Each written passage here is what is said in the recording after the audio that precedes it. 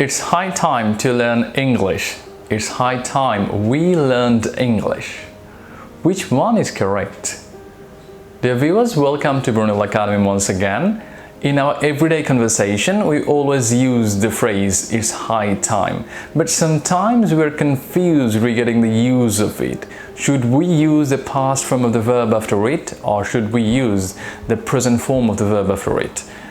There are basically two rules. If we bring any subject after the phrase "it's high time", we have to use the past form of the verb, like "it's high time we learned English". As you can see, there is a subject after the phrase "it's high time". That's why we have to use the past form of the verb. Learn is the present form of the verb, but instead of it, we have to use the past form of the verb of it, like learned.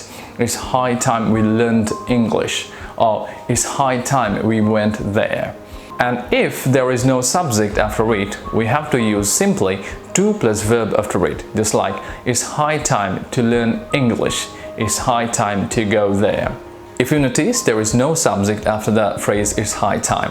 That's why we have to use the to plus verb after it. That's all for today. Thanks for watching this video. See you again with another video lesson. To improve your pronunciation and fluency, you can join our spoken English and phonetics course. Join us and make difference.